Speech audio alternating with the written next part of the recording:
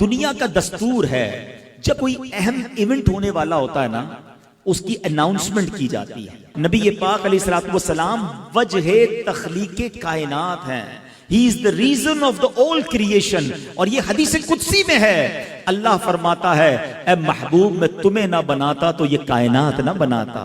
جبھی تو اعلیٰ حضرت کہتے ہیں نا زمین و زمان تمہارے لیے، مکین و مکان تمہارے لیے، چنین و چنا تمہارے لیے، آقا بنے دو جہاں تمہارے لیے۔ تو یہ کائنات نبی پاک کے لیے بنی ہے۔ تو اب آپ کی آمد کا وقت تھا تو ایک ایسا اناؤنسمنٹ دنیا میں ہوا، ایسے واقعات ہونے لگے کہ دنیا کو گویا جھنجھوڑ دیا گیا۔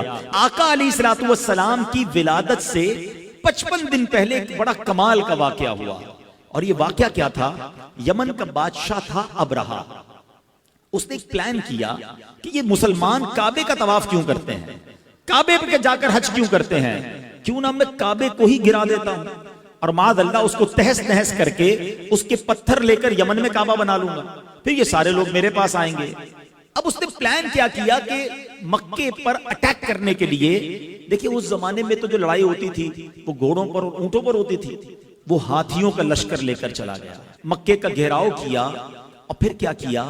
مکے والوں کے مویشی جو تھے، مکے والوں کے جو جانور تھے وہ بھی اس نے پکڑنا شروع کر دیے۔ حضرت عبد المطلب اس کے خیمے میں داخل ہوتے ہیں، اللہ نے ان کی پیشانی پر ایسا نور نبوت عطا کیا تھا، وہ خیمے میں داخل ہوئے، ابرہہ روب میں آ گیا، عزت کے لیے کھڑا ہو گیا، اپنے برابر میں بٹھایا اور کہا حضرت فرمائیے کیسے آنا ہوا؟ حضرت عبد المطلب نے بڑی عجیب ڈیمانڈ کی۔ آپ نے کہا کہ تم نے مکے والوں کے مویشی، ان کی بکریاں، ان کے جانور پکڑ لیے، ہمارے جانور ہمارے واپس کر دو۔ ابرہہ کہتا ہے میں تو سمجھا آپ کعبے کی بات کریں گے، اپنے مرکز کی بات کریں گے، آپ تو کعبے کی بات ہی نہیں کر رہے، آپ کو فقط اپنے جانوروں کی فکر ہے۔ اللہ اکبر۔ حضرت عبد المطلب کا وہ جواب آج بھی سیرت کی کتابوں میں سنہرے حروف سے لکھا ہے۔ کمال کا جواب دیا۔ آپ فرماتے ہیں جانوروں کے مالک ہم ہیں، ہمارے جانور ہمیں دے دو، کعبہ جس کا گھر ہے وہ خود ہی حفاظت کر لے گا، کعبے کا مالک اس کی حفاظت کرے گا۔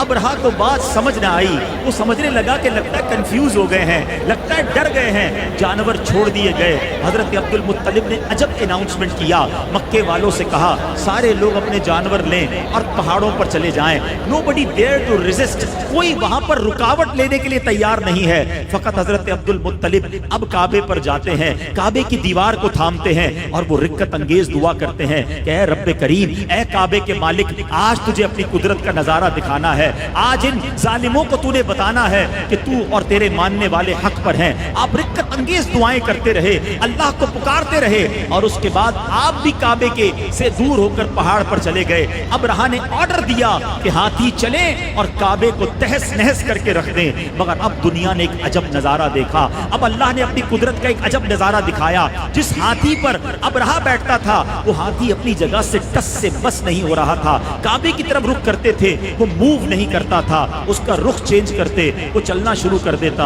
اور اب اللہ کریم نے اس کے مقابلے کے لیے کیا بھیجا؟ دنیا کا دستور ہے آرمی کا مقابلہ آرمی کرتی ہے، نیوی کا مقابلہ نیوی کرتی ہے، ایئر فورس کے لیے ایئر کرافٹ بھیجے جاتے ہیں۔ اب ہاتھی ہیں اور مقابلے کے لیے بھیجا کیا ہے میرے رب نے؟ مٹھی میں آنے والا پرندہ ابابیل۔ ارے چیل جتنا پرندہ بھی کوئی نہ بھیجا، رب نے ابابیل کے لشکر بھیجے جو خود مٹھی میں آ جاتا ہے، جس کا اپنا وزن چند گرام ہے۔ بتاؤ اس کی چونچ اور اس کے پنجوں میں کتنا بھاری کنکر ہوگا، کتنے چھوٹے سے کنکر ہیں، مقابلہ ہاتھی سے ہے۔ اللہ اکبر۔ رب کریم نے اپنی قدرت کا کیسا نظارہ دکھایا۔ اور آج لوگ کہتے ہیں کہ فلاں سپر پاور نے جناب بڑے گائیڈڈ میزائل بنا لیے ہیں، ٹارگٹ سیٹ کر دو، میزائل جا کے وہیں ہٹ کرتا ہے۔ اللہ اکبر۔ آؤ میں بتاتا ہوں 1450 سال پہلے میرے رب نے ابابیل کے ان پنجوں میں کیسے گائیڈڈ میزائل دیے تھے۔ ہر کنکر پر ہاتھی سوار کا نام لکھا تھا، اس سوار کا نام موجود تھا۔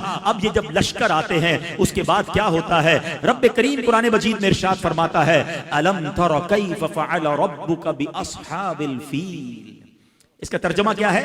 اے محبوب کیا آپ نے نہ دیکھا کہ آپ کے رب نے ان ہاتھی والوں کا کیا حال کیا؟ آقا تو دنیا میں تشریف ہی نہیں لائے تھے اور رب اپنے حبیب سے کہہ رہا ہے اے محبوب آپ نے نہ دیکھا۔